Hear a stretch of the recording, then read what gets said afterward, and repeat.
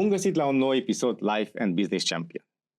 Astăzi am alături de mine un om pe care mulți îl cunosc prin rezultate, dar puțin îl cunosc poate cu adevărat. Un lider din industria digitală, dar mai ales un om care vine dintr-o zonă profundă, cu sens, disciplină, căutare și moralitate. Prietenii lui îl descriu ca fiind un amestec rar între visător și pragmatic. Un om cu o minte incredibil de rapidă și cu un simț al echității, care nu se negociază. Și totuși, în spatele tuturor titlurilor și cifrelor, se află un om calm, prezent, curios și surprinzător de accesibil. Doar este la podcastul iFlux. Astăzi nu vorbim doar despre business, ci despre drumul lui, despre lecții, despre renunțări și despre ce îl motivează cu adevărat. Așa că vă invit să rămâneți alături de noi în următoarele minute și să descoperim împreună pe Mihai, vânătorul CEO de WWF. Salut, Mihai! Mulțumesc că ai acceptat invitația noastră. Mulțumesc pentru invitație, Ceabi. Eu bucurie să te revăd și o bucurie să fiu astăzi aici. Mihai, m-am tot gândit cu ce întrebare să deschid acest podcast pentru tine. Și aș porni cu o întrebare pe care o folosesc foarte des. De ce crezi că ar fi important și util să ne urmărească cei care urmăresc podcastul iTalks? În afară de a te vedea pe tine, nu? Bun. Trebuie să mărturisesc că am găsit așa un mix foarte intrigant de conținut în podcasturile iTalks. Reușiți cumva să puneți la oaltă povești de viață cu povești de business de o manieră care curge, efectiv, ăsta e cuvântul pe care îl pot folosi, cred, cel mai potrivit, astfel încât nici nu simți cum trec 40, 50, 60 de minute, te conectezi la povestea unui om, vezi prin ce a trecut, cum a trecut, poate alegerile pe care le-a făcut, lucrurile la care a renunțat, lucrurile pe care le-a ales, astfel încât să ajungă poate unde a ajuns în momentul respectiv. Ce mi-a plăcut foarte mult e că nu încercați în discuțiile astea să oferiți rețete. Invitații pe care am văzut că i-ai avut până acum nu se poziționează așa ca oameni care le cunosc pe toate, deși cu siguranță mulți dintre ei am văzut, știu sigur că au mult mai multă experiență și ar putea să dea mult mai multe sfaturi decât au făcut-o pe sticlă în emisiune. Dar asta face cu atât mai plăcută vizualizarea, urmărirea acestor materiale.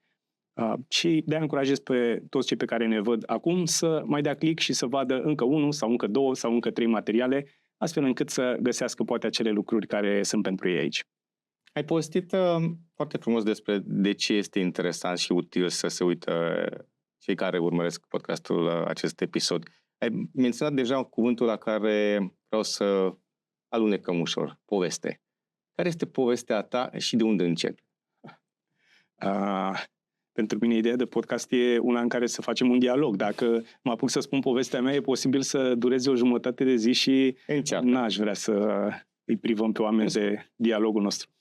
Pe scurt, sunt un băiat plecat de la țară, venit la oraș la liceu, apoi la un oraș mai mare la facultate, apoi tot așa.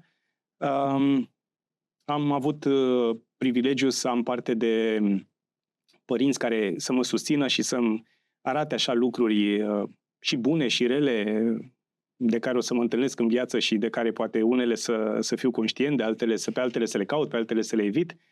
Apoi, din nou, am fost foarte norocos să ajung într-un context în care să găsesc inspirație la profesorii care mi-au îndrumat anii de școală. Am avut șansa să găsesc prieteni încă de foarte devreme.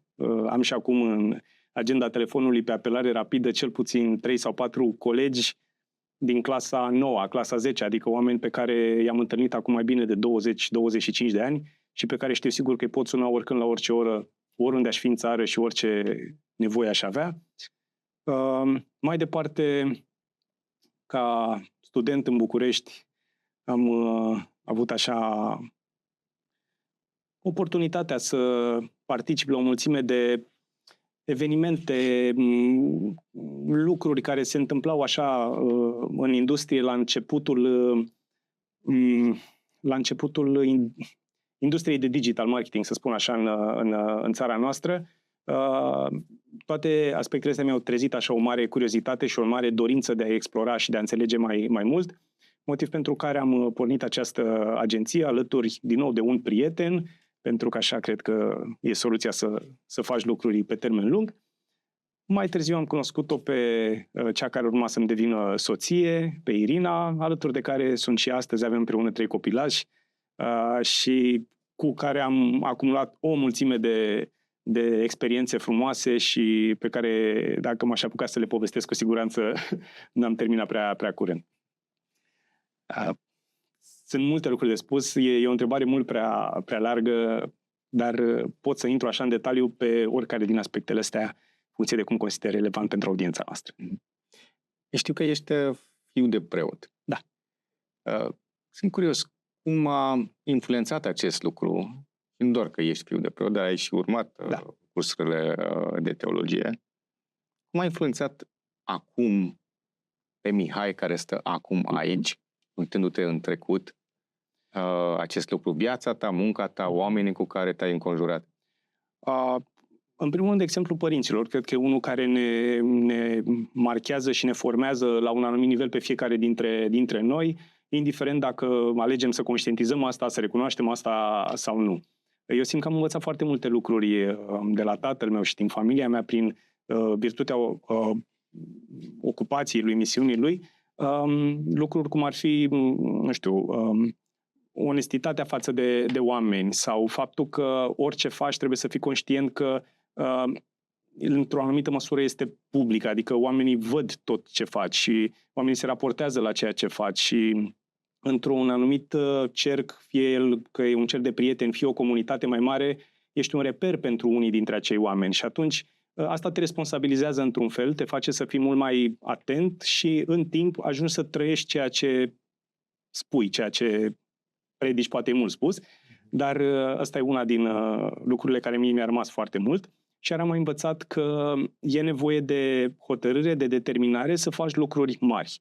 Încă eu când eram mic, mi-aduc și acum aminte, s-au împlinit 100 de ani, cred, de la momentul construirii bisericii din satul nostru și a fost o ocazie cu care tatăl meu a coordonat un efort foarte mare al întregii comunități de a renova și reconsolida biserica. Au fost nevoie de lucrări foarte mari, s-au întâmplat acum 25 de ani, dacă mi-aduc bine aminte, eram eu încă foarte, foarte mic. Și a fost nevoie de foarte multă muncă, de determinare, de convingere, de discutat și cu autorități, și cu oameni, și pentru a obține toate resursele necesare să fie făcută acea lucrare. Și de multe ori mi-aduc aminte așa frânturi de discuție, ok, dar de ce faci asta? De ce atâta muncă? De ce atâta osteneală? Pentru ceva ce până la urmă nu o să, sau ok, o să rămână pentru mulți ani, dar nu neapărat strâns legat de tine ca persoană. Și au fost acolo niște lucruri care mi-au urmat și pe care le-am luat ca model. Mai târziu, sau privind acum în spate la ce au însemnat toți anii de studiu pe linia de teologie, cumva în completarea celei de economie pe care am mers în paralel, cred inclusiv doctorat în teologie. Inclusiv, da. Am avut posibilitatea să urmez cursurile doctorale la teologie și, mulțumesc Dumnezeu, chiar le-am terminat, că da, a fost greu. Simt că mi-a cultivat, de exemplu, o abilitate foarte utilă în ziua de azi și anume spiritul critic, de evaluare critică a oricărei afirmații, a oricărui text. Pentru mine acum e ceva natural să mă întreb cu privire la cine a scris un text, când l-a scris, în ce context l-a scris, cu ce interes, dacă e poate corect spus așa, l-a scris, cui s-a adresat și așa mai departe. Sunt lucruri pe care le înveți cumva în teologia academică, care are ca provocare a discerne între un corpus foarte lărgit, foarte mare de texte. Iar simt că mi-a mai cultivat capacitatea de a parcurge cantități destul de mari de informație și de a sintetiza lucruri esențiale de acolo, dar și o anumită disciplină în a opera cu cuvântul, de a lucra cu cuvintele. Cuvintele pot să construiască un eșafodaj foarte solid, dacă sunt folosite corect, coerent și bine închegat între ele, sau dimpotrivă pot să constituie așa o masă super amorfă și foarte instabilă pe care nu poți să clădești nimic. Și de aia sunt foarte atent. Evident, în limbajul vorbit e ceva mai dificil, dar, de exemplu, sunt foarte atent când scriu un text. Cum îmi pun ideile acolo, ce cuvinte folosesc, care sunt legăturile dintre ele și așa mai departe. Și aș putea să continui acum cu ce a cultivat Facultatea de Teologie. E foarte bine, pentru că în pregătirea acestui podcast te-am rugat să mă ajuți cu referințe sau cu persoane cu care aș putea să discut, care să-mi ofer poate mai multe informații decât informațiile pe care aveam deja despre tine sau pe care puteam să accesez din mediul online. Și în discuțiile pe care am avut a apărut foarte repede și foarte des cuvântul disciplină, când se vorbea despre Mihai, vânătorul. Și mă gândesc că anumite lucruri din viața noastră pe care folosim astăzi, probabil că de cele mai multe ori, pozitiv sau negativ, evident, dar în cazul tău pozitiv, vine și din 7 ani de acasă sau chiar din copilărie.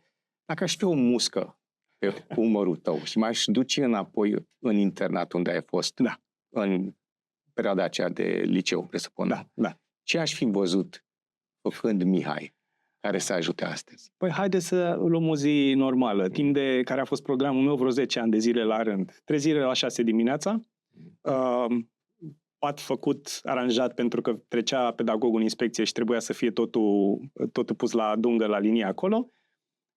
Mers, făcut toaleta de dimineață, spălat pe dinți, pe față și așa mai departe, apoi o oră de meditație în clasă, de la 6:30 la 7:30, asta însemnând în principiu că trebuia să stai în bancă și să repeți lecțiile sau din ziua respectivă, sau să termini temele sau ceva de genul ăsta. Apoi la masă, între 7:30 și 8 masa, de la 8 la 2 școală, de la 2 la 4 pauză, masă și pauză, de la 4 la 7 din nou meditație în clasă, supravegheați de pedagog și de supraveghetor, apoi seara încă o pauză de o oră, apoi încă o meditație de o oră și apoi încă o pauză și apoi stingerea la 10. Ceva de genul ăsta, de luni până vineri timp de 10 ani. Aproape armat. Dar cum a trăit Mihai experiența aceasta atunci? Ce simțea? Îți dai seama, noi am început și eu și alături de toți colegii mei am început asta la 14 ani, în momentul în care abia terminasem clasa 8-a, plecasem de acasă toți și am ajuns de la mami, tati și nu-mi place aia care prea mult sos, am ajuns la regim de armată, așa, la un anumit nivel, cu cantină, cu mâncare făcută pentru toată lumea. Gustosă, presupun. Aici pe acolo, din când în când, da. Îți dai seama că, inevitabil, în momentul respectiv ai o greutate în a metaboliza toate lucrurile astea și de a te adapta la contextul respectiv. Am avut mulți colegi care, n-au suportat foarte bine asta și au cerut acasă sau aveau nevoie de... Dar ce a contat foarte mult pentru mine este, unul, că am știut că este o experiență și am avut foarte multe exemple în jurul meu de oameni care trecuseră deja prin această experiență. Și aici mă refer nu doar la tatăl meu, ci la tot contextul, la toți cunoscuții familiei noastre, prieteni, persoane mai apropiate sau mai depărtate din zona de teologie, care cumva trecuseră prin asta și la care văzusem că a funcționat într-un sens pozitiv. Adică au ajuns oameni corecți, oameni bine, frumos dezvoltați. Iar asta era un aspect care mă întărea destul de mult. Iar al doilea a fost că am avut șansa, să zicem, să mă conectez foarte ușor cu colegii mei și cu prieteni, cu oameni cu care împărțeam aceeași, cu ghilimele, aceeași suferință, același context și atunci ne-a fost mult mai ușor să trecem împreună prin aceste lucruri. Și era un sentiment aparte când reușeai alături de colegul tău să-l păcărești pe pedagog sau alături de alți 2-3 colegi cumva să găsești o portiță prin care să nu te mai duci la meditația de prânz și să ieși în oraș ca să ceva. Da, iar lucrurile astea îți dau așa o energie și o satisfacție atunci, micuță. Privind în spate, le găsești așa cum sunt ele, de fapt, puerile și, și neimportante în marea schema lucrurilor. Dar la momentul respectiv, cred că te ajută să te ancorezi în ele, să poți să treci. Cele lucruri, spui tu că acum, prin arcul timpului, Da. când te uiți în spate, ori percep ca fiind puierile, dar s-ar putea să fie interesant. Cum arată programul lui Mihai Astăzi. Astăzi. Astăzi e în mare parte programul meu așa dictat de două mari forțe între care gravitez, și anume familia, copiii. Eu am 3 copii pe care trebuie să îi pornim dimineața alături de soția mea, trebuie să-i duc la școală. Cumva ne trezim la 7, eu puțin înaintea celorlalți, mă apuc să-mi fac lucrurile mele, soția se trezește, începem să-i pregătim pe copii, la 8 fără un sfert trebuie să îi lăsăm la școală, eu îi las la școală, după care merg la birou, unde de obicei mai ajung acasă la 7, la 8 seara. Pentru că nu e așa, când ești antreprenor, ai marea oportunitate să-ți alegi singur care sunt cele 10-12 ore pe zi în care muncești. Și vin acasă, adică nu-mi iau laptop, de obicei nu mai lucrez, sau cel puțin până nu adorm copiii, până la 10-11 noaptea nu mai lucrez, uneori mai lucrez după. Și atunci prefer să petrec timpul ăsta cu ei, mâncăm împreună, mai povestim despre cum a fost ziua, ce a fost pe la școală, ce drame s-au mai întâmplat, și anume că o colegă, nu știu ce, nu i-a dat pixul sau carioca. Care sunt drame. Care sunt drame, da. Vârsta lor sunt cum erau și pentru tine când erai. Da, exact. Și apoi, cumva, astea sunt zilele de luni până vineri, adică ce se întâmplă cu copiii. Asta dacă nu ești la o conferință de dimineața sau după amiază sau la o emisiune. Da. În intervalul ăla în care ți-am spus că sunt la birou, probabil că jumătate din timp sunt la birou și jumătate din timp sunt diferite întâlniri, diferite conferințe la care trebuie să povestesc. Am început să am o activitate din ce în ce mai frecventă și pe zona de educație, de teaching. Mai vorbesc la ASE, la SNSPA, la Universitatea din București.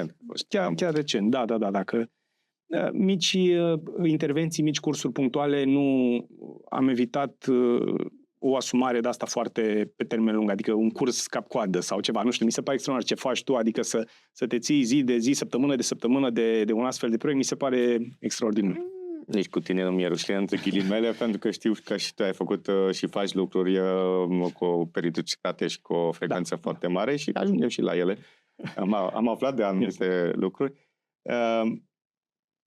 Sunt curios, cine ne ascultă și se uită la noi și poate nu te cunoaște, puțin probabil să nu te cunoască pe Mihai Vânătorul, dar poate că dacă nu este legat de marketing digital sau nu este din zona aceasta, s-ar putea prima dată să aibă contact cu tine, s-ar putea să pună întrebarea, dar ce s-a întâmplat cu Mihai? Că era acolo, teologie, anturajul, între ghilimele, plus familia care cum a fost trecerea în antreprenoriat și ajungem și cum a fost momentul acela.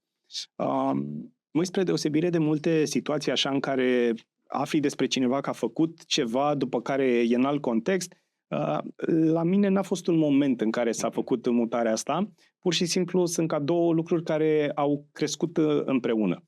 Și spun foarte așa, dacă mă duc din nou în spate, am început liceul de teologie, am început seminarul în clasa 9, să spunem, în clasa așa, iar apoi cred că deja prin clasa 10 sau a 11-a începusem să învăț puțină programare, făceam deja site-uri, îmi făcusem un prim site al meu care era un catalog de companii unde veneau, se înscriau firme. Viesparo, nu? Nu. Înainte de se numea e-oferta.ro, era un fel de marketplace, numai că nu știam să-l denumesc așa la vremea respectivă.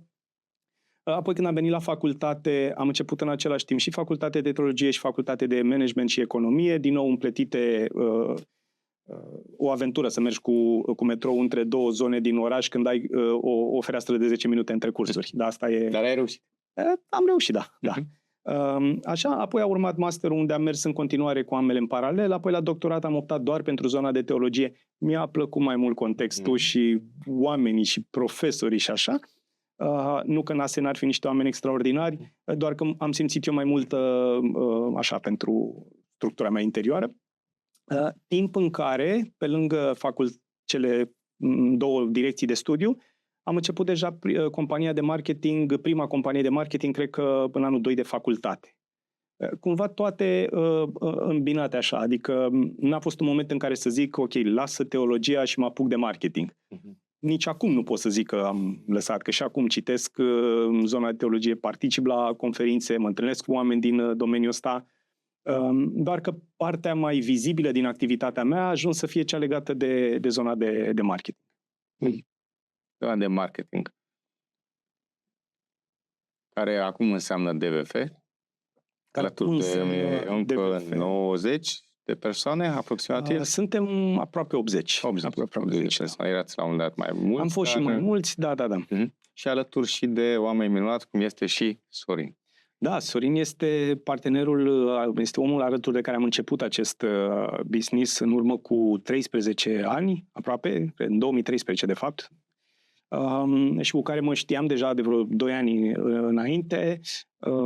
Ne-am întâlnit, cum să zic, ne-au așezat lucrurile să ne întâlnim, iar ulterior s-au alăturat acestui proiect oameni care mi-au devenit foarte dragi și alături de care am putut de fapt să construim tot ce este acum și ce înseamnă acum DVF, adică un grup de companii care oferă o gamă foarte acoperitoare pe zona de digital marketing, de la SEO, la paid media, înseamnă Google Ads, Facebook Ads, Instagram, content creation, video content, data analytics, conținut pentru ChatGPT și așa mai. O mulțime de lucruri în zona de digital marketing, construite treptat și prin cooptarea în proiect de oameni super pasionați de verticalele astea de care vorbeam. Din discuție pe care am avut cu oamenii minunați pe care mi-ai recomandat, au menționat foarte des importanța faptului că ai avut un partener de cursă lungă și ai un partener de cursă lungă, alături evident de soția ta, dar mă refer aici la Sorin și vreau să ne oprim puțin asupra acestui lucru. Poate cei care se uită la noi deja au un business început sau poate că acum se gândesc că fie tineri fiind, fie la vârsta înaintată, oricând se poate începe o afacere, mai ales în era AI-ului, cred că avem foarte multe. De ce este important să ai un partener de la bun început și poate și care sunt provocările? Se spune că dacă vrei să mergi departe, trebuie să mergi singur, dacă vrei să mergi repede, trebuie să mergi singur, dacă vrei să ajungi departe, trebuie să mergi împreună cu cineva. Cred că e important însă să fie de la început formatul, adică să fie alături de acea persoană de la început, pentru că pleci de la zero, pleci de la nimic, plecați împreună, construiți împreună. Dacă se întâmplă să nu fie chimie, se întâmplă de obicei destul de repede și ajungi să te mergi pe drumuri separate când oricum nu prea ai mare lucru de împărțit, plus că de obicei, prin definiție, la început e mai greu. Și dacă treci peste mai greu, în principiu te descurci și când e mai bine. Evident, sunt și oameni care o iau razna și li se urește cu binele și atunci încep să certe, dar totuși e mai puțin frecvent. Am întâlnit mulți antreprenori care au început singuri, au ajuns la un anumit nivel și acum și-ar dori foarte tare să poată să ia pe cineva alături. Dar e un blocaj de ambele părți, adică și cel care... pot să vă spun din auzite așa acum ce... E odată cel care a construit lucrurile până la un anumit punct și care simte că și-a pus acolo și pe bună dreptate poate viață, suflet, energie, nopți, timp acolo, ca să ajungă la unde a ajuns, iar apoi tinzi să evaluezi într-un mod foarte subiectiv toate aceste lucruri. Și e foarte greu să faci o evaluare obiectivă a unei companii după 7, 8, 10 ani în care ai muncit acolo și să zici că, ok, valoarea ei de piață este, nu știu, 1 milion de euro.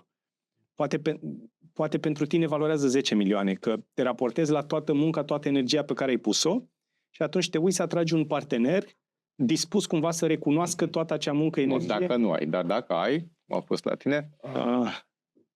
Dacă ai și, cum să zic, înveți în timpul ăsta să trăiești împreună și înveți și accepti că există perspective diferite și că e foarte normal să nu fii de acord la toate lucrurile și că e foarte normal să lași de la tine și toți înțeleg asta, o să fie bine. Ce a funcționat iar foarte mult pentru noi și ce simt că ne-a ajutat în mod real și un sfat foarte practic pe care aș putea să-l dau acolo unde sunt 2 sau 3 asociați, este ca să existe un constant, o rotativă, un schimb de responsabilități în companie. Sunt multe companii care încep cu vânzătorul și developerul sau vânzătorul și omul tehnic sau tot felul de roluri de-astea fundamentale în oferirea unui serviciu. Și de obicei ajunge să se construiască un fel de univers paralel aici, în care vânzătorul are impresia că doar el muncește, că aduce bani în companie, tehnicul are impresia că doar el muncește, ăla stă la cafele cu clienții. Și atunci se produce clivajul ăsta. Okay. În cazul nostru a existat un dans permanent și am tot făcut schimb de roluri. Ba eram eu vânzător jumătate de an, ba făcea el implementare, ba invers, ba așa. Și atunci, Făceați asta conștient sau? Conștient, da. Ne-am propus încă de la început, tocmai pentru că periodic simțeai poate sufocare e mult spus, dar te simțeai puțin copleșit de un anumit context care tot venea peste tine și fie o presiune, fie ceva de a aduce client sau de a livra către ce vindea celălalt. Și atunci, ia mai treci și tu aici să vezi cum e și trec eu aici, că mi se pare ușor ce faci.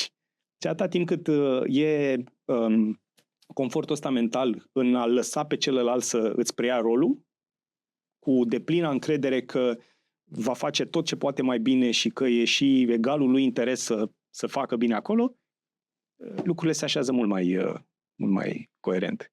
Ai fost descris ca o persoană, și așa te-am și cunoscut în mai multe ipostaze sau mai multe situații, ca o persoană foarte echilibrată, pragmatică, în egală măsură și cu un simț foarte mare vis-a-vis de moralitate și de echitate. Cred că vă completați foarte bine cu Sorin, pentru că și el are anumite atribute foarte importante și e important să fie o completare și nu neapărat o 100% suprapunere. Da. Cum vezi tu acest lucru? Cum să zic, eu le sunt așa recunoscător celor cu care ai vorbit și au spus lucrurile astea frumoase despre mine. Acum, într-adevăr, sunt comportamente pe care le am și care pot duce cu gândul la atributele astea. Pe de altă parte, evident că e mult până a duce la cel mai înalt nivel asta. Bun. Eu cu Sorin suntem foarte diferiți, în primul rând prin prisma contextelor în care am crescut, prin prisma experiențelor la care am fost expuși, prin prisma oamenilor cu care am fost înconjurați și n-am încercat niciodată, nici eu, nici el și, nu știu, alții, dar să evaluăm în termen de cine sau la cine a fost sau la cine e mai bine, mai rău, mai nu știu cum. Pentru că am avut foarte multe exemple în drumul ăsta pe care l-am avut împreună, în care au fost de ajutor fie de la mine, fie de la el abilități dezvoltate în urma acestor contexte, în urma acestor experiențe. Fie o capacitate mai bună de a interacționa cu un anumit tip de oameni, fie o capacitate mai bună de a te prezenta în anumite contexte. Și asta ne-a ajutat și pe mine și pe el să vedem valoare în celălalt. Să vedem ce înseamnă să cunoști oameni undeva sau ce înseamnă să te cunoască oameni când te duci undeva.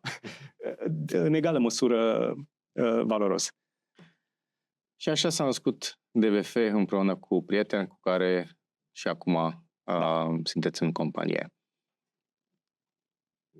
Cred că o bună parte din companie, din ADN-ul companiei se regăsește, sau în ADN-ul companiei se regăsește o bună parte din ADN-ul tău și al partenerilor. Cu siguranță. Și ați trecut prin multe și veți trece prin multe și ați crescut frumos. Iată, vorbim despre 80 și ceva de persoane și cu o cifră de afaceri impresionantă pe an în universul nu doar românesc de marketing online, ci știu că sunteți și membri în foarte multe alianțe internaționale.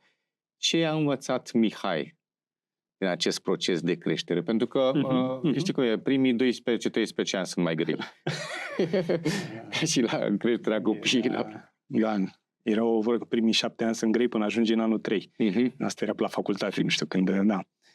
Sunt mai multe lecții pe care eu mi le-am luat din procesul ăsta și din frământarea asta de a crește, că nu e niciodată un drum drept, nu e niciodată un drum așa fără ocolișuri, fără suișuri, fără coborâșuri. Prima și cred că cea mai importantă ține de faptul că nu poți să o faci singur. Iar asta pentru mine, deși am așa o încredere destul de mare în ce pot să fac și știu că pot să fac multe lucruri, nu poți să faci lucruri mari, cu adevărat mari, de unul singur. Și pentru asta trebuie să-ți construiești echipă. Lucru cu care am rezonat încă de la început cu Sorin a fost ideea de a construi un sistem, o echipă, niște oameni împreună cu care să livrăm către clienți ceea ce ne dorim să facem. E o tentație foarte mare pentru un antreprenor sau mai ales pentru cineva care vine din spectrul specialistului, căruia îi place să stea, să lucreze, să rafineze lucruri, să facă el. Și dintr-o percepție de asta, așa că tu poți să o faci mai bine, ajungi de fapt să nu mai faci deloc sau să o faci la o scară foarte, foarte mică. Iar asta pentru mine a fost foarte, da, mai ales pentru că am văzut în tot acest timp oameni, să zicem, cu care am pornit de pe aceleași poziție, de la același nivel în urmă cu mai mulți ani și care, pentru că n-au putut să treacă de perfecționismul ăsta individualist, așa, au rămas într-o zonă foarte, foarte mică, foarte limitată și n-au putut să construiască lucruri. Care este rețeta de a trece de acest perfecționism? Rețeta e... trebuie să faci acel leap of faith, să începi să ai încredere în oameni, evident bazându-te pe niște lucruri, dar să începi să faci să acorzi acel vot de încredere. Cum mai spun eu, încrede-te, dar supraveghează. Adică păstrezi o imagine sau păstrezi o privire asupra ceea ce se întâmplă, dar cu un anumit grad de toleranță. Adică îți dai voie oamenilor să încerce, să facă acolo și din asta crește toată lumea. Evident, având atenție la a nu se depăși sau a nu se pune în pericol întregul construct. În momentul de față, lucru de care iar suntem destul de bine mulțumiți așa, este că am construit un sistem în cadrul căruia oamenii au un grad de libertate foarte mare, aș putea spune, în a face lucruri, dar care, prin acțiunile lor, totuși nu pot fundamental pune în pericol întregul ecosistem. Adică există niște limite până la care poți greși, iar asta oferă și un confort psihic oamenilor din companie, pentru că știu că, ok, pot să o dau în bară maxim atât de tare. Da? Ceea ce îți dă voie să încerci, îți dă voie să testezi, chiar să îți asumi că vei putea face niște greșeli. Îmi place ce aud ideea de leap of faith, adică să avem încredere, dăm libertate, dar supraveghem și în egală măsură și, din câte înțeleg, corectați-mă dacă greșesc, de a stabili niște limite, un fel de pilot. Ok, încercăm, dacă nu iese, măcar am învățat de ce nu funcționează un anumit lucru. Doar că important e ca aceste limite să fie de fapt niște cadre care nu sunt neapărat țin mai mult de sistem decât de ce faci cu fiecare persoană în parte. Pentru că dacă trebuie să le judeci la nivelul fiecare persoană în parte sau fiecărui task, fiecărui proiect, ajungi foarte repede să nu mai poți face asta. Și ajungi în micromanagement și ajungi de fapt să ții toate deciziile blocate la tine, că ce limite setezi. Nu, în momentul în care reușești să le fixezi la nivel de sistem, la nivel de rol, poate la nivel de proiect mai mare, atunci lucrurile merg mai coerent. Cei care se uită la noi poate și aduc aminte că la început spuneai că la acest podcast am avut invitați care nu dau rețete. Noi nu dăm rețete, ci povestim de experiența ta antreprenorială și a oamenilor cu care ai pornit și poate rezonează cu o situație asemănătoare astfel încât să încerce și varianta aceasta. Da.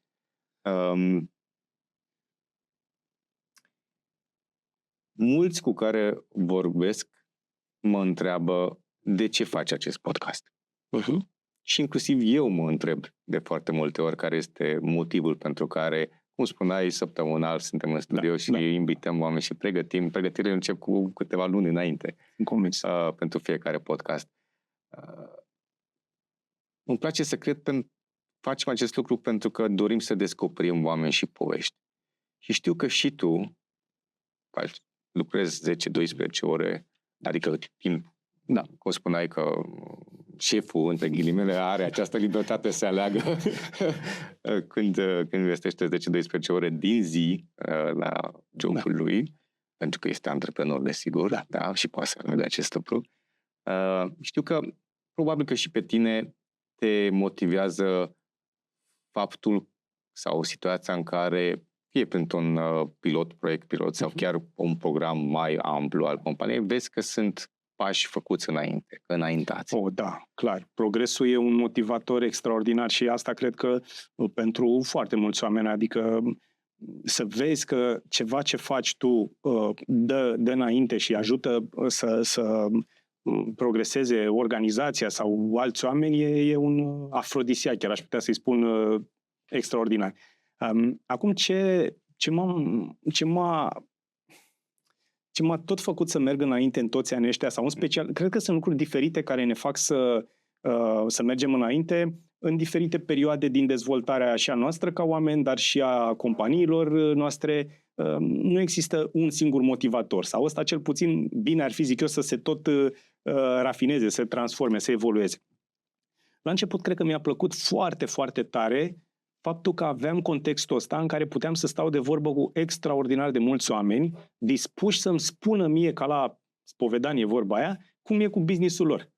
Ce provocări au acolo, ce fac, cum fac, ce le funcționează, cine sunt clienții lor și toate lucrurile astea. Și am avut, cred că la un moment dat țineam socoteala, dar am pierdut-o de mult, am stat personal de vorbă cu peste 3.000 de oameni, de antreprenori sau oameni cu business-uri, prin natura discuției astea, de a le oferi serviciu de marketing. La câte modele de business am văzut și care funcționau și care nu funcționau și care, cum să zic, făceau bani mulți și care nu făceau bani deloc, simt că asta m-a îmbogățit extraordinar de tare și mult timp a fost fix motorul ăla care mă îndemna să merg și să mă trezesc dimineața. Oare cu cine o să mă mai întâlnesc azi?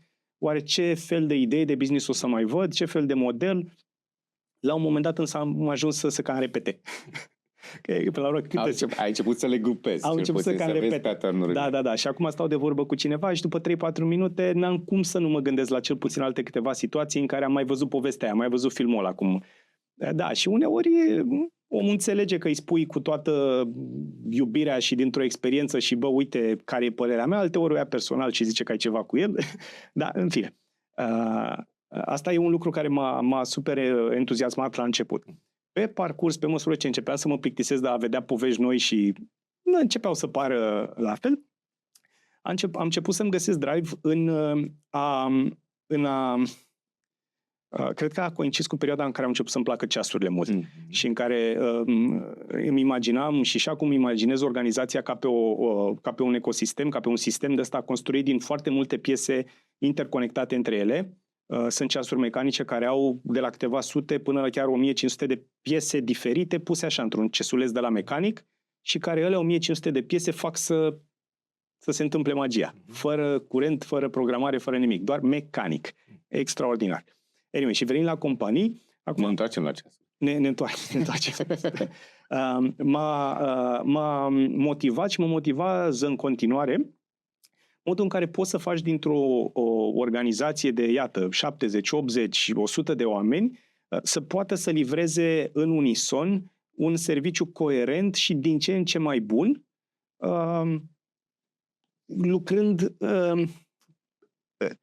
lucrând, cum să zic, fiecare la o anumită bucățică din poveste. E foarte ușor, sau să zici așa, să livrezi un serviciu când ai 10 oameni care sunt toți foarte buni cap-coadă pe chestiunea respectivă. Da, ok, o să iasă niște lucruri foarte bune. Dar când ai 70-80 de oameni și unul e foarte bun la o bucățică din lucru, altul e bun la altă bucățică, altul e bun la ceva ce face și ăsta bine și celălalt bine. Și e un puzzle uriaș, construit din piese foarte complexe, nu așa cu 4 laturi, și pe care trebuie să-l faci să funcționeze. Iar asta mă intrigă și mă motivează foarte, foarte tare. Iar de aici încep să mergi pe tot ce înseamnă să poți să faci acest puzzle uriaș să funcționeze mai bine. Psihologie, știința motivării, știința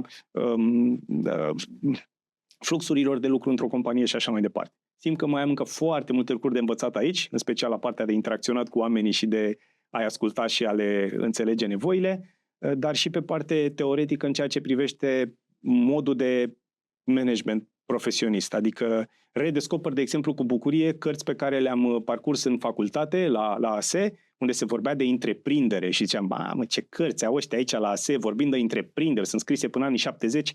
Bă, dar ghiși ce? Nu contează că îi scrie întreprindere sau prăvălie sau SRL sau companie sau startup sau nu știu cum. Contează de principiile pe care le explicau oamenii acolo și care sunt foarte, foarte actuale și foarte solide. Iar pe ele, odată ce le cunoști, poți să vii cu inovație și poți să construiești și să... Poți să dai un exemplu adaptezi care ți-aduce aminte, o să fac o introducere mai lungă ca să... Da, te rog. Să-ți aduci aminte de acel lucru. Din acele cărți care aparent sunt prăfuite și surpriză se aplică foarte bine chiar și în zilele noastre, chiar și probabil și poate și în viitor când influența AI-ului, inteligența artificială va fi din ce în ce mai mare în companii. Uite, primul și cel mai așa, că toți suntem în ecosistemul de marketing și facem marketing și cu tare și ce frumos e și ce e minunat. În cărțile alea prăfuite se vorbea foarte bine și foarte structurat de ce înseamnă marketingul și de ce aspecte include el, că se referă și la produs, și la plasament, și la preț, și la promovare, și la acei peuri ai marketingului. Foarte mult, cel puțin până să revin eu la lucrul ăsta, m-am trezit că discutam doar de promovare. Și cu clienții noștri de la agenție, dar și în alte contexte unde vorbeam mulți despre marketing, promovare. Google, Meta, Instagram, SEO. Ok, când faci un pas și te reîntorci la teorie, zici, măi, asta e că marketingul ăsta și la un moment dat simțeai că, nu e de ajuns. De ce naiba nu merge? Că uite, băgăm mai mulți bani la Google, facem mai mult SEO, facem mai mult aia și totuși omul ăsta nu vinde, totuși încep să fie... Și atunci te întorci la teorie și vezi din ce e construit și care sunt pârghile și care sunt pilonii și care sunt resorturile care duc la o decizie de achiziție, de cumpărare. Și începi să te adaptezi și să zici, ăsta e așa, că trebuie să includem în strategia de marketing și elemente care țin de pricing, trebuie să includem și elemente care țin de plasament și așa mai departe. Mulțumesc pentru exemplu. Da. Rețin de la tine, că mă întorc puțin la întrebarea mai inițială, ce ai învățat în tot procesul acesta de formare a DVF-ului cu ADN-ul tău, cu ADN-ul colegilor și partenerilor. Rețin cel puțin două lucruri și anume, la început era interesat și drive-ul tău era în a descoperi povești care să te motiveze să faci acel lucru zi de zi, chiar și probabil și în weekend, după care cum să construiești, de fapt cum să alcătuiești inițial și după care cum să faci ca acest puzzle uriaș să funcționeze ca un ceas mecanic cu 1000 și ceva de piese. Știu că faci multe lucruri interesante și chiar investești timp și energie și în lucruri noi constant, tocmai pentru a-ți dezvolta anumite o privire laterală sau așa mai departe. De genul. Chiar știu de la un prieten de-al tău, coleg fiind, că ai fost perseverent și o bună bucată de timp chiar ai mers zi de zi sau periodic foarte des la sală cu el pentru că sau că înveți, nu știu dacă ai terminat, dar la un moment dat ai investit timp și investeai timp în a învăța germană pe Duolingo. Sau de a juca șah, pornind de la și iată că acum ești un jucător foarte bun. De unde acest drive? De ce? Și când ai timp să faci toate acestea? Dar prima dată drive-ul. Cred că am întâlnit un băiat, Iulian Rize, îl cheamă pe el, acum mai mulți ani, cred că 5, 6, 7 ani, și el avea o vorbă așa, care mi-a rămas cu mine, zice, fii cocă, nu rocă. Trebuie să fii o persoană flexibilă, adică nu trebuie să explic asta, că avem audiență smart. Și mi-am propus încă de atunci, cam fiecare an, să încep un demers de ăsta de învățare nou, pe care să-l țin cel puțin anul respectiv. Adică pe unele am decis să le continui mai mult timp, pe altele le-am oprit după un an. Unul din primele a fost ăsta de a merge nu pot zic că a fost neapărat un demers de învățare, dar merge la sală, dar e acolo, borderline, adică pentru că chiar am încercat să o fac într-un mod mai structurat și poate mult spus științific, adică hai să vedem ce facem, de ce facem, cum mâncăm, de ce mâncăm, adică un pic mai cu știință de carte, nu doar așa cu hai să, ca fluturași, știi? Și aici am fost cu Eugen. Povestea cu limba germană și cu Duolingo. Eram, cred că acum vreo 3 ani, că deja dacă mă uit, cred că am câte zile? Am aproape 923 de zile. Wow. De când fac în fiecare zi, cel puțin 10 minute de limbă germană. Nu-ți imagina, sau sper să nu faci switch acum pe limba germană, să mă pui într-o postură de aia. Nu pot, mai ales că pe Duolingo au genul ăla de contexte în care înveți, nu știu, pisica mea vrea lapte nu știu care, sau dă-mi acel corn cu ciocolată. Adică lucruri foarte... Dar o văd ca pe un exercițiu. Nu făcusem limba germană nicio secundă în viața mea, nimeni din familia mea, nimeni din cunoscuții mei nu vorbește limba germană și am zis hai să mă apuc de ceva care să fie complet nou și cu care să-mi antrenez mintea. Asta vine cumva cu limbile și dintr-un context de la teologie, unde am fost expus și am avut ani de studiu în care am făcut latină nu știu câți ani, am făcut greacă nu știu câți ani, am făcut ebraică nu știu câți ani, nu mai zic de franceză, engleză și celelalte. Și atunci, când ești expus la toate lucrurile astea, nu ai cum să nu dezvolți în timp o anumită plăcere pentru partea de limbă străină. Iar cu șahul e o poveste foarte, adică deja a ajuns să... Știu că ai la tine o piesă de șah. Da. Te-am rugat să aduci un... M-ai rugat, asta este, dacă se vede. Mi-ai zis să aduc piesa mea preferată. Este Pionul, piesa mea preferată. Ce înseamnă Pionul pentru tine? Pionul pentru mine. Este de departe cea mai modestă piesă de pe masa, de pe tabla de șah.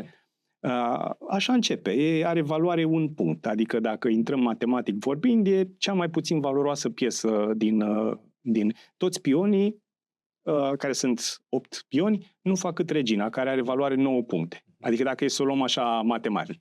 Dar pe de altă parte, fiecare din pionul ăsta, odată ce ajunge de partea cealaltă, se poate transforma în orice altă piesă. Inclusiv în regină și în toate cele de sub.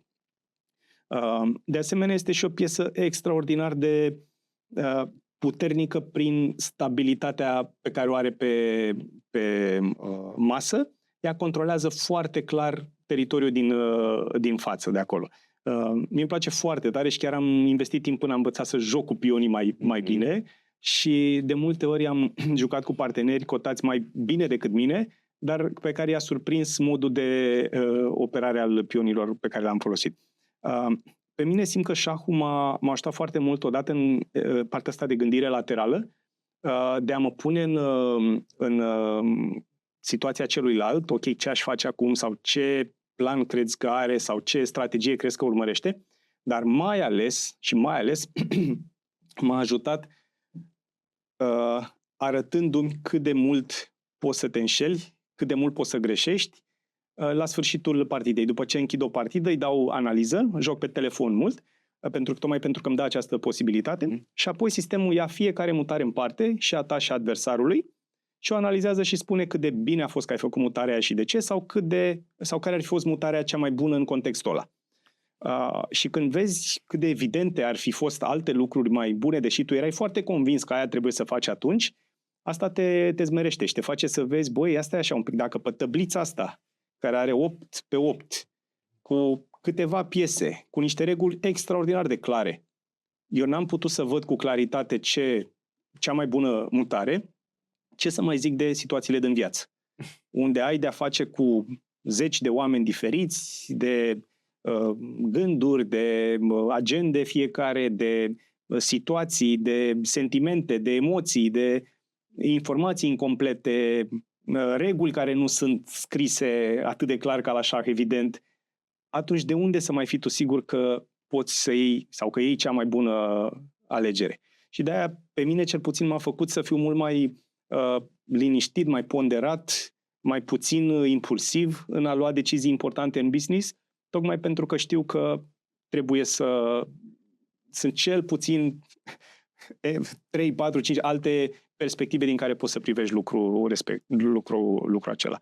Pe de altă parte, faptul că și șahul e pe timp și nu poți să stai tu un an de zile să te gândești la cea mai bună mutare, asta iar se translatează în situații reale din viață unde indien trebuie să iei o decizie. Unii spun că cea mai proastă decizie este să nu iei nicio decizie. De ce? Și la șah, pierzi sigur dacă nu iei nicio decizie, că îți trece timpul și se duce. Nu există că nu iei nicio decizie. Faptul că întârzi să faci un lucru. Păi da, și amânarea, în principiu, e tot o decizie, adică are niște efecte în jur. Faptul că nu răspunzi la un e-mail și că l-amâni 3 zile, de fapt, efectul e că persoana respectivă percepe că n-ai răspuns și probabil că... Adică e decizia a fost să amâni, tu oricum iei o decizie. Doar că ți se pare că amâni decizia, dar în momentul în care ai zis răspund mâine, aia e decizia pe care ai luat-o. Adică nu e important pentru mine atât de mult încât să-ți răspund azi. Și atunci o să-ți răspund mâine. Iar asta se transmite, se vede în partea cealaltă. Cum afectează procesul tău decizional sau cum impactează, că afectat înseamnă un sens negativ, așa. Da. Cum impactează faptul că deciziile tale, și nu doar ale tale, ca partenerului tău, chiar poate să impacteze, pe de-o parte, piața de e-commerce din România, că aveți câteva sute de clienți, branduri la voi, pe de altă parte, angajați, responsabilități care, cum spuneai, poate că sunt o rotiță foarte bine unsă în acest ceas al DVF-ului. De multe ori mă gândesc la asta, Ceabi, și e o povară așa foarte mare pe care uneori o conștientizezi, mai mult, alteori mai puțin. Ca orice business, să zicem, și noi am început dintr-o joacă, făcând ceva ce ne plăcea, eram acolo de dimineața până seara. Conștientizam însă zilele trecute că avem în companie, spuneam, vreo 80 de oameni, majoritatea dintre ei au crescut și odată cu noi, adică sunt oameni căsătoriți, cu familii, cu copii, cu rate la bancă, adică sunt multe lucruri, multe suflete, multe vieți care depind la un anumit nivel de deciziile alea de care vorbeai mai devreme. Și ce pot spune doar că trăim cu conștiința asta, adică știm de asemenea că nu vom putea să mulțumim pe toată lumea tot timpul și ce putem face este să comunicăm cât mai bine putem pe subiectul ăsta, anumite decizii să le explicăm în măsura în care pot fi explicate și totdeauna ce pot să asigur așa pe toți cei care sunt cumva în ecosistemul ăsta că facem tot ce ține de noi, tot posibilul să fie cât mai bine pentru mai mulți actori implicați.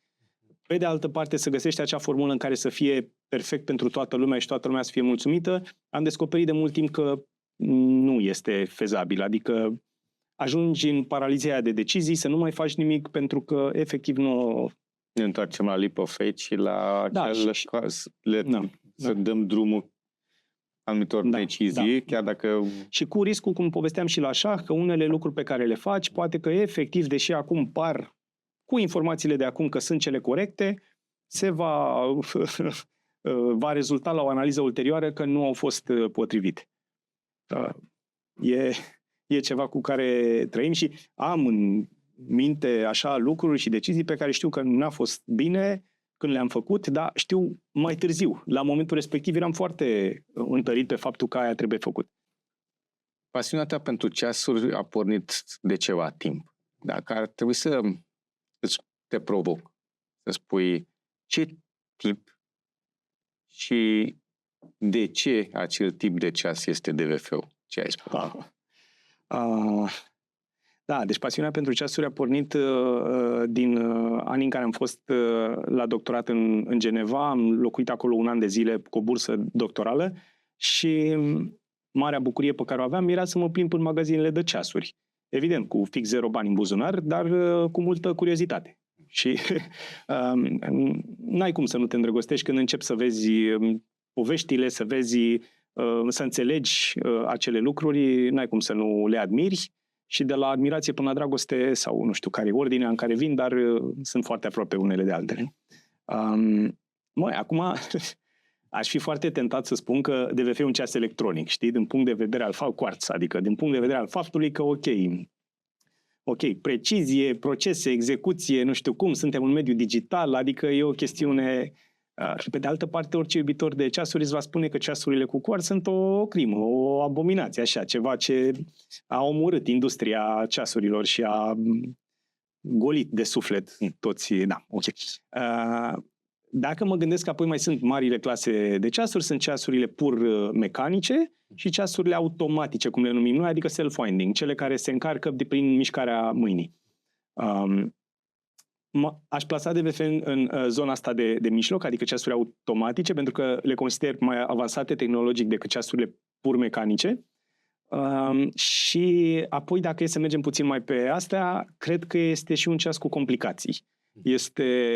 Asta e denumirea, da? Când un ceas are pe el și altceva în afară de simpla oră, minute, ore, minute, secunde, se consideră că are complicații. O complicație este data, de exemplu, adică ziua din lună în care ne aflăm, sau ziua din săptămână în care ne aflăm, sau luna, sau anul, sau faza lunii, sau dacă e dimineață sau seară, sau care este fusul orar în care te afli și așa mai departe.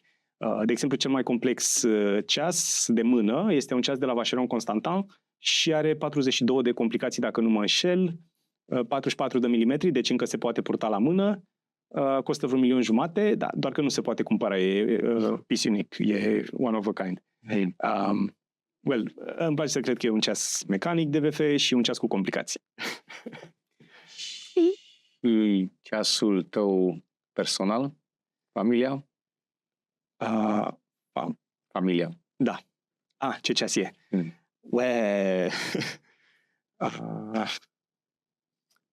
Cred că e un Swatch colorat așa, știi, Swatch-urile că sunt colorate și... Am fost mare fan, Dar știi că Swatch este probabil cel mai mare grup mondial de ceasuri. În brandul Swatch sunt o mulțime de alte branduri, dacă nu mă înșel, inclusiv branduri cum ar fi Omega sau Longines sau altele fac parte din grupul Swatch, adică e ceva uriaș.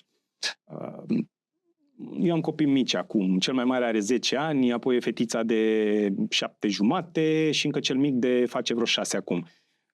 E o culoare și o bucurie și o veselie pe la noi pe acolo, fiecare cu întâmplările lui, fiecare să-ți arate ce a mai făcut, ce a mai inventat, să se dea peste cap. Cred că un Swatch cu cadran Mickey Mouse, așa cred că e cel mai... Sau, dacă rămân în zona lui Mickey Mouse și mă duc pe ceva mai serios, ar fi un Omega Speedmaster Snoopy Edition. A fost pe lună și au pus cei de la NASA un Snoopy pe ecran. Din păcate nu pot să-l cumperi, că sunt foarte puține și nu se vând. Da, dar despre ceasul pot să vorbesc cu o emisiune întreagă. Puteți să programăm și astfel de înregistrare. Rămân puțin în ideea ancorată am trecut de la DVF în momentul acesta la familie. Îmi spuneai de 3 copii și eu am 2 fete puțin mai mari. Mulțumesc asemenea și tuturor celor care se uită la noi, care au sau care urmează să aibă copii. Cum te-a schimbat faptul că ești tată? Pentru că mă întorc și îți dau timp de gândire.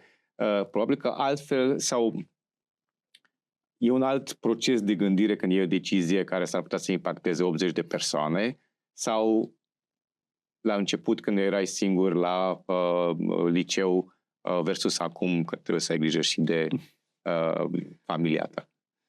Cum te-a schimbat faptul că ești părinte și evident soț? Aici cred că e o întrebare foarte adâncă și cu siguranță sunt lucruri care ne schimbă în moduri în care nici măcar nu conștientizăm. Iar a deveni părinte cu siguranță e un astfel de eveniment care își pune amprenta pe mult mai multe lucruri din viața și comportamentul nostru decât putem noi conștientiza sau putem articula acum în câteva cuvinte. Așa, un exemplu trivial ar fi ordonarea orei de culcare, să zicem. Eu înainte pierdeam noțiunea timpului foarte ușor cu statul, noaptea, cu lucru, la tot felul de mecanisme, de sisteme, ce mă gândeam. Acum știind că a doua zi dimineața la 7 musai să fiu în picioare, că nu e negociabil asta, adică trebuie duci copiii la școală, punct. Nu există că astăzi pot să sun că sunt bolnav sau nu vin la job sau nu știu cum. Mai merge odată dintr-o ori, dar nu merge fiecare. Și atunci asta odată m-a disciplinat în partea asta. Mi-a schimbat stilul de vacanțe. N-am mai avut și eu o vacanță, adevărat. Ca idee, să pleci cu 3 copii în vacanță nu e vacanță. Adică trebuie să te întorci la birou, 2 săptămâni te odihnești la birou ca să-ți revii după vacanța aia. Și apoi, ce să zic, modul de a-mi petrece timpul liber, să zic așa, te așează foarte mult și te simți nevoia asta să te conectezi cu copiii în timpul liber pe care îl ai. Pentru că programezi timpul cu familia, cu copii? E restul de timp în care nu sunt la birou. Eu sunt ori la birou sau în ecosisteme de genul ăsta, la conferințe sau ceva, ori acasă cu copii. Adică nu prea există între ele. Nu sunt programați. Și nu zic cu nicio aluzie de negativism. Family time între ora și ora, de 3 ori pe săptămână, obligatoriu. Nu, dar e family time când ajung acasă. E doar family time, încerc să nu fac altceva. Maxim, când simt nevoia să stau mai liniștit, stau în fotoliu sau în pat și citesc ceva, iar copiii atunci iar o iau și ca pe un exercițiu de exemplu pe care îl ofer, pentru că poți să stai în fotoliu, să te odihnești, să stai cu telefonul în mână, iar ei să vadă asta, sau poți să stai cu o carte în mână, iar ei să vadă asta. Acum ne încarcă foarte des. Sunt copilași minunați, care presupun unii dintre ei deja pot să și citească și înțeleg și s-ar putea să se și uite la unde a mai fost tati. Ce ai vrea să spună sau să audă și să țină minte din acest podcast copiii tăi când se vor uita mai cu atenție? Wow, ce... Sunt lucruri, cred că, pe care li le tot spun așa în mod repetat și acasă și când suntem. Eu am o exprimare care poate suna așa, destul de simpli, dar să fie oameni buni, să fie oameni care măsura posibilității îi tratează corect pe cei din jurul lor, fac bine în jurul lor și caută să aibă o viață corectă. Acum știu că asta poate să semne orice pentru oricine, dar tocmai de-aia cred că e foarte mult contează sensul pe care îl dai acelor cuvinte prin exemplu propriu sau prin exemplu pe care îl creezi în familie și în cercul apropiat.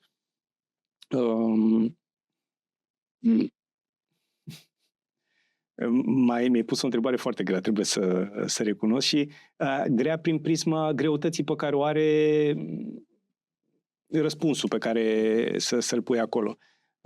Nu e lucru ușor pentru ei să crească în lumea asta. Acum, cum n-a fost nici pentru noi, cum n-a fost nici pentru părinții noștri, nici pentru bunicii noștri, nu mai zic că au trecut pe niște vremuri. Pentru ei cu siguranță nu va fi ușor. Cred că vor avea maturitatea necesară să-și ia din copilărie ce e bine pentru ei și nu pot decât să-mi doresc să îi văd că se dezvoltă frumos, se dezvoltă armonios și că vor face lucruri care să-i țină fericiți, să le facă plăcere, să-i facă să se trezească cu entuziasm dimineața, să-i facă să zâmbească și să fie fericiți. Nu știu dacă pot să rezum altfel. Ești o persoană care foarte des e invitat la tot felul de conferințe, evenimente, deci în afara țării, poate și cu familia, și îmbinat sutilul cu plăcutul. Viața îți oferă și ne oferă, la fiecare persoană la nivelul la care este sau unde dorește să fie, foarte multe privilegii. Dar aceste privilegii vin și cu o anumită notă de plată. Așa. Ce pierdem când câștigăm? Ce pierdem când câștigăm? Sau nu e un zero-sum game? Nu cred că e un zero-sum game, adică e totul sau nimic. Cu siguranță toți suntem pe plus. Și avea un prieten de-al meu foarte bun o vorbă, ce m-am născut, am venit în pielea goală, tot ce e pe mine e pe plus. Adică, evident, da. Cred că toți suntem pe plus, raportându-ne la faptul că ce avem aici e totul, e prezentul ăsta în care suntem și dacă nu am fi fost, atunci nu ar fi fost nimic. Adică n-ai la ce să te raportezi. Da. Deci faptul că suntem, că trăim, că existăm, că respirăm, e un mare plus. Suntem pe plus. Dacă mai și suntem sănătoși pe deasupra, e un plus și mai mare, extraordinar de mare. Dacă avem și șansa asta în care să ne trezim dimineața și să avem o energie, o motivație în a merge, în a face lucruri, în a ne întâlni cu oameni, din nou plusurile cresc extraordinar. Al patrulea nivel eu l-am la finalul zilei, când zic, ok, cum mă simt după ziua asta? Fie mă simt extenuat și abia așteptam să dorm și abia așteptam să ceva, sau simt că, iată, au trecut 12 ore de când m-am trezit și sunt activ, ajung acasă și parcă nu că parcă n-a trecut ziua și nu e oboseală deloc, dar e oboseală plăcută, e oboseală care îți dă o energie bună. Din nou, cred că suntem încă un plus. Și trebuie să învățăm să găsim astfel de plusuri în jurul nostru și apoi la ce renunțăm deja devine de minimă consecință, devine de minimă importanță faptul că alegi să, nu știu, să sacrifici o vacanță ca să poți să... Nici nu știu la ce, că nu găsesc astfel de lucruri la care să spun că, uite, astea sunt minusurile la care am renunțat. Dacă ai renunțat la ele, înseamnă că ai renunțat, ai ales ceva ce ți s-a părut mai bun. Altfel trebuia să alegi chestia cealaltă, adică e atât de simplu. Ce este bun pentru noi? Ce este bun pentru noi? Ce este bine pentru tine? Bine pentru mine?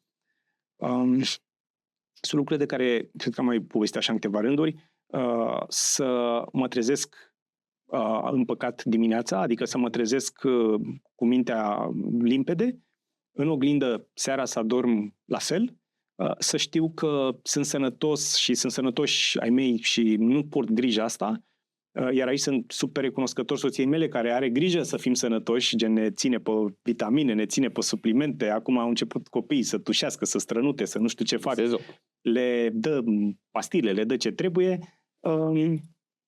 Bine pentru mine, astea sunt lucrurile mici, spune. Să am timpul pentru mine, să stau să citesc ceva ce îmi place, fie să urmăresc un video pe care l-am salvat acum ceva timp, să mă aud, să mă întâlnesc cu prieteni cu care nu m-am mai văzut de mult timp, să mă văd cu părinții, să mă văd cu oameni apropiați. Astea cred că sunt lucrurile bune și pentru mine. Ai trecut prin multe și îți doresc să treci și prin și mai multe lucruri pozitive, evident, și care să te ajute să crești, pentru că știu că e o dorință puternică pentru orice om, dar cu atât mai mult pentru tine să crești și să evoluezi alături de familie, alături de parteneri, alături de companie. În tot procesul acesta, care durează de ceva ani și va mai dura, ce ai învățat cu greu și merită spus? Poate vin cu un detaliu. Da. E foarte greu și am avut și alți invitați aici la podcasturile anterioare în care ne-am dat seama împreună din conversația pe care am avut este că fierul se crește prin foc. Da. E foarte complicat și poate și periculos să spunem, uite, trebuie să faci așa, pentru că ai un fast forward. Nu te va ajuta foarte mult. Cu toate acestea, ce ai învățat tu din greu și a fost important pentru tine și poate și alții se inspiră de aici? Acum, uite, ăsta e un lucru la care am reflectat de-a lungul timpului și fiind în contexte în care spuneam mai devreme că am auzit foarte multe povești de viață și povești de business, dar și personale, și mă gândeam așa de fiecare dată la mine, n-am avut, și mulțumesc Dumnezeu pentru asta, contexte în care chiar să simt că am trecut prin foc. Adică față de alți oameni care au fost puși în situații reale, dramatice de viață, eu nu simt că a fost cazul. Și acum, iar, nu cred că e chestie destul de obiectivă, adică n-am avut astfel de încercări. Ce ne rezervă viitorul nu știm, acum tot ce Bun. Deci, din punctul ăsta de vedere, nu simt că au fost evenimente grave sau triste sau așa care să mă fi disciplinat, să mă fi călit, să mă fi format, șlefuit în ceea ce sunt acum. Așa, momente inconfortabile, și povesteam mai devreme, șocul de a merge de la mami, tati de acasă într-un context în care trezirea la 6 dimineața, fă-ți patul, du-te, spală-te, schimbă-te, du-te în clasă, nu știu ce. E un context care te încearcă. Te încearcă. Dar te formează. Dar te și formează dacă alegi să te lași format de el. Că... Cum poți să te lași să fii format de ceva? Păi alegi să îmbrățișezi contextul ăla și să faci acel leap of faith în care să zici, băi, ok, s-ar putea totuși asta să fie mai bine pentru mine. Versus, ok, nu vreau eu așa, nu știu eu mai bine, ăștia sunt niște nepricepuți, lasă că aș fi făcut eu diferit. Trebuie să faci saltul ăsta de încredere și, nu aș zice, să te oferi așa, să te lași cocă în mâna unui ecosistem sau unui sistem, să spunem, pentru a te forma. Asta simt pe de-o parte, că e unul din lucrurile care au contribuit la formarea mea, în contrapartidă poate cu evenimente dramatice, după care spuneam că n-am avut parte. Marele meu șoc a fost că am făcut un accident ușor cu mașina, m-am tamponat cu cineva în parcare. Adică asta a fost cam între cele mai traumatizante experiențe ale mele de viață. Se întâmpla a doua zi după ce luasem permisul auto, deci da, rău. Altfel, au fost momente, de exemplu, în companie, când poate construind și luându-te așa, luându-mă și alături de Sorin cu entuziasmul de a face niște lucruri, am scăpat din vedere poate nevoile unora din colegii noștri. Și ne-am trezit pe nepusă masă cu unul dintre oamenii de încredere care vin și spune, duceți-vă naiba, eu mă duc să-mi caut fericirea în altă parte. Sau vine altul, al doilea sau al treilea și spune același lucru și zici, bă, stai așa, ce făceam? Că eu eram aici să fac nu știu ce formule, nu știu ce astea. De ce nu sunt oamenii mulțumiți? Iar asta, din nou, te mai recalibrează un pic și te mai reașează într-un mers mai firesc al lucrurilor. Și ce ai învățat din toate astea? Asta era întrebarea. Da. Cred că ce am învățat, așa, dacă ar fi să mă dau câțiva pași în spate, e că e foarte important să fii prezent, să fii conștient la ce e în jurul tău. Sunt foarte mulți oameni pe care îi cunosc și oameni extraordinari care, prin natura fie ai capacității lor, fie așa, se uită foarte mult în viitor și trăiesc într-un viitor și uită de ce e în jurul lor. Și au impresia că vor pierde ce e acolo în față dacă nu fug spre lucrul ăla. Cred că ce am învățat foarte mult este că viitorul oricum vine, o să ajungem cu toții acolo, dar e important să ne uităm permanent în jurul nostru și să mergem mai împreună către viitorul ăla, că altfel pe drum sigur te pierzi sau te trezești că ai ajuns tu cu 7 pași înainte, toată echipa sau toți oamenii din jurul tău sunt undeva în spate, doar tu ești în față, dar poate ți-ai rătăcit calea de mult. Știi cum e e un banc așa cu iepurele și cu țestoasa, care iepurile alergă foarte tare și wow, ce tare că te-am depășit sau merg cu mare viteză și țestoasa ce dar în ce direcție, știi? Și de-aia cred că în grup, să zic așa, ne e mai greu să greșim. Când mergem mai împreună. Când ne mai ținem unul pe altul, te mai dai de un număr, te mai dai de celălalt, ești așa mai împreună. Evident, acum vorbesc să-ți alegi ecosistemul în care stai, să-ți alegi grupul cu care dai înainte. Că, iar, nu e nicio treabă să rămâi tot timpul așa. Dar să eviți să fii tu ăla care merge singur, e purașul ăla care aleargă, la un moment dat se termină bateriile, se trezește că e primul în față, dar e singur pe un câmp, nu știe în ce direcție, nu știe cum și de-aia multă lume cred că își pierde compasul ăsta când se trezește așa singur pe câmp. Ai menționat viitorul. Lucrezi în digital marketing de aproape de 20, cred. 20 de ani. Mulți ne-am dorit să avem un o bolă asta de cristal și să putem să ne uităm acolo și să vedem cum o să arate viitorul peste 5 ani, 10 ani, mai ales în contextul în care vorbim despre companie, iată, sunt 80 de persoane, vorbim despre copiii noștri, ce direcție să...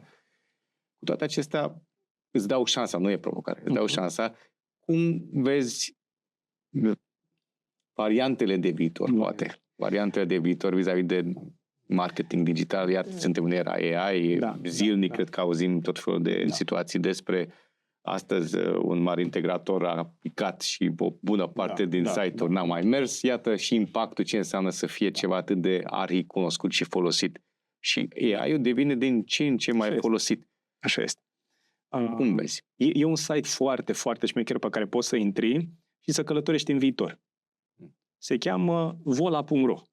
Intri pe vola.ro și pui acolo, de la plecare București și la destinație pui Londra, pui Barcelona, pui New York, dacă ești mai curajos, pui Singapore, pui Shanghai, pui ce vrei tu.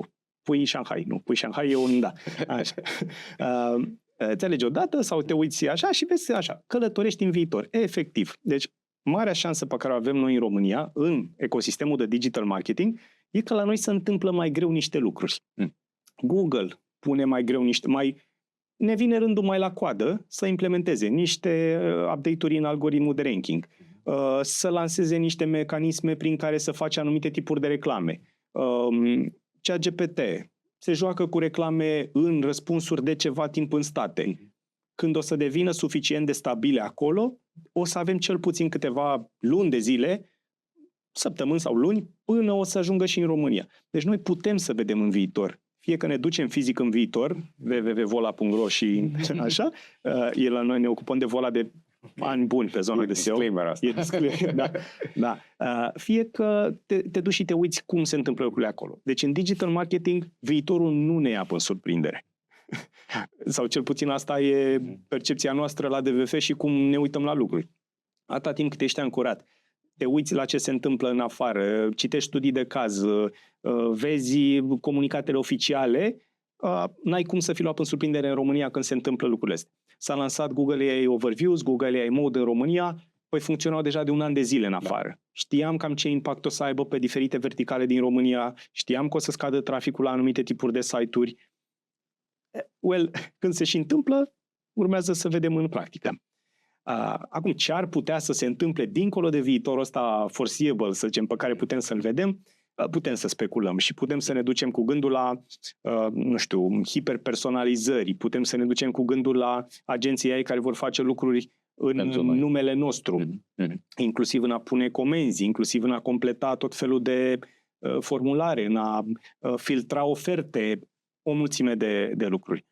Eu cred că fiecăruia dintre noi ne va face viața mai ușoară și va crește responsabilitatea pe care o avem în a ne gestiona timpul propriu. Ce facem cu timpul nostru astfel încât să producem o valoare în lumea asta? Să facem ceva. Da? Iar asta vine, e o provocare mare și cu siguranță pe mulți îi scoate dintr-o zonă de confort, pentru că e foarte ușor să faci ce ți se spune sau ce ți se dă, mai cu bucurie sau cu nebucurie, dar e cineva care face lucrurile astea, versus a avea tu această responsabilitate în a-ți folosi cumva timpul astfel încât să produci plus valoare. O plus valoare pentru care alții sunt dispuși să plătească sau pentru care alții sunt dispuși să îți ofere lucrurile de care ai nevoie. Va fi, într-un cuvânt, greu, în 2 cuvinte, foarte greu și în 3 cuvinte, foarte, foarte greu. Da, interesant. Dar interesant, evident. Da. E vreo întrebare la care în momentul acesta cauți răspuns și încă n-ai găsit? Dar e acolo care te... Declinarea verbului etre la subjunctiv prezent.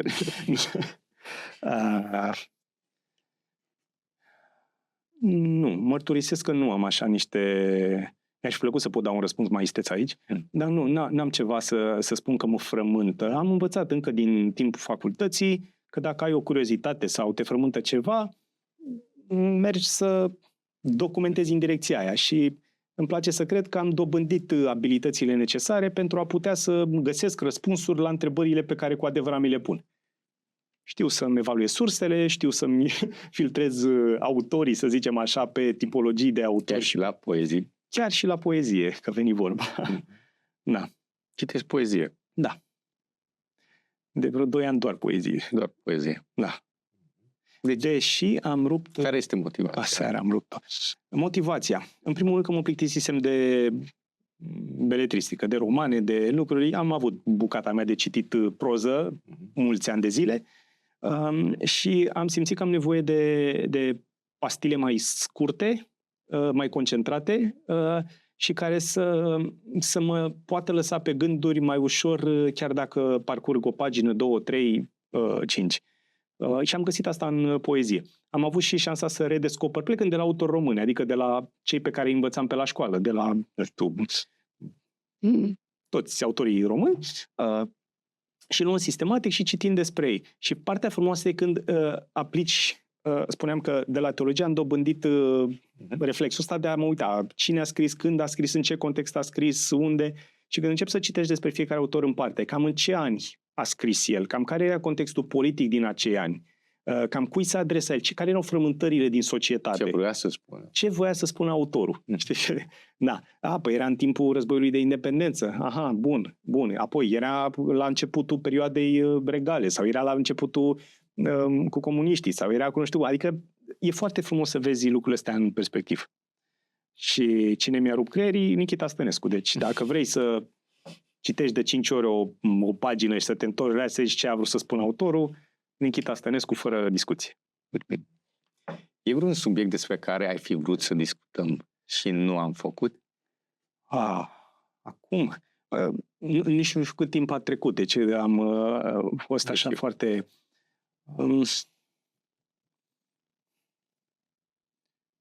Nu văd, adică am intrat foarte de la început în lucruri despre călătorii, nici nu știu dacă cât de relevant e asta pentru nu știu ce destinație mi-a plăcut cel mai tare. Repede înainte. Ce destinație? Fiecare cu farmecul lor acum, dar... Care ți-a rămas așa și ai vrea să revizitezi? Să revizitez. Cel mai tare m-a impresionat Singapore până acum. Adică clădirile pe care le-am văzut acolo și dincolo de clădiri, e vorba de tot ce au făcut oamenii, adică pe o mică bucată de pământ, la poze cu care dacă te uiți acum, nu știu, 50, 60, 70 de ani, deci efectiv no man's land, adică un debarcader, niște zone împădurite, mlăștinoase. Interesantă cum a fost. E ceva rău acolo. Adică cum a fost proiectat și ce au putut să construiască în acei 70 de ani, e absolut incredibil. Adică ca și poveste așa mi se pare extraordinar Singapore. Apoi orașul care mi-a impresionat cel mai tare cred că este Roma, mai ales prin prisma lucrurilor pe care le-am citit în istorie și în toată literatura despre oraș și evenimente care s-au întâmplat acolo și acțiuni din romane sau din lucruri care s-au întâmplat acolo, a produs cel mai puternic impact asupra mea. Eu îți mulțumesc tare mult pentru discuție. Cum ai zis, timpul a zburat. Mai avem o bucățică și anume avem un obicei. Fiecare invitat lasă o întrebare următorul invitat, neștiind cine va fi, din ce domeniu. Ok. Și ai o întrebare lăsată de invitatul anterior, cum și tu la rândul tău o să lași o întrebare. Okay. Întrebarea sună în felul următor.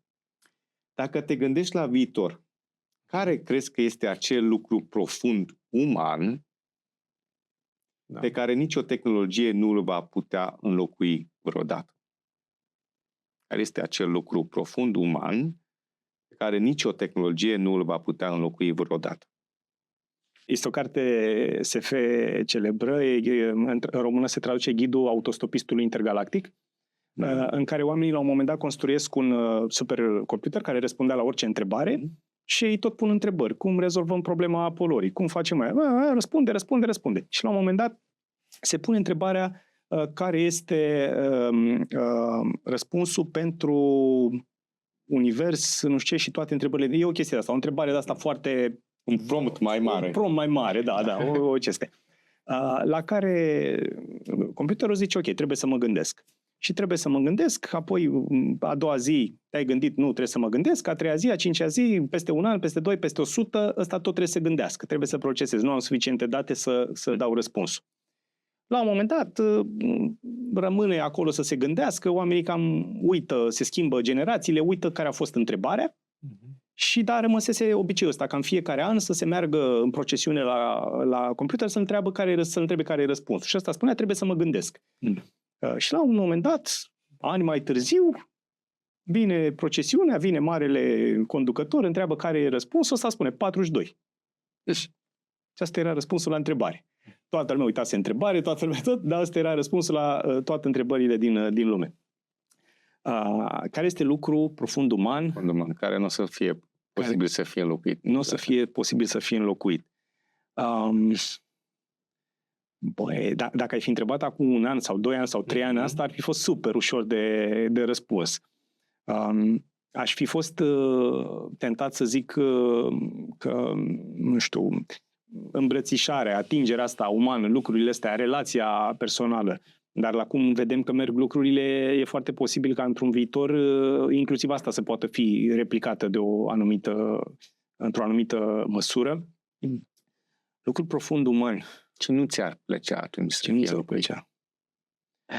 Cred că pur și simplu sentimentul ăla pe care îl ai când ești cu persoana iubită, cu persoana cu care ai ales să-ți împarți viața și în care stați împreună și e momentul ăla de liniște, de pace, în care nu neapărat că se spun anumite cuvinte, dar e așa un moment de conectare pe care nu simt sau nu cred că ai putea să-l ai cu altceva decât o persoană umană. Sau cel puțin de natura la care este el acum sau la care mă gândesc eu. Asta cred că este, adică acel moment de conexiune umană cu o altă persoană, care să aibă aceleași, cum să zic, poate frici ca tine, aceleași bucurii sau aceleași, să aibă sentimente într-un fel de o manieră ca a ta. Eu nu cu gândul acesta de conexiune și de relație, care este profund umană și de apropiere și în bine și în rău și în... Ce înseamnă de fapt viață.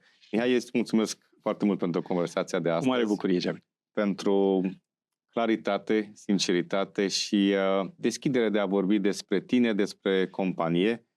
Și cred că toți cei care au ascultat, sper până la acest moment, au plecat cu o lecție despre, poate, disciplină, moralitate, creștere, dar sper eu că și cu imaginea unui om autentic, prezent și extrem de uman. Mulțumesc încă o dată pentru prezență și pentru că ai fost alături de noi. Ești binevenit oricând și poate și în ipostaze să vorbim mai mult tehnic despre anumite lucruri. Așa faci. Te mulțumesc tare mult, Mihai. Cu mare bucurie.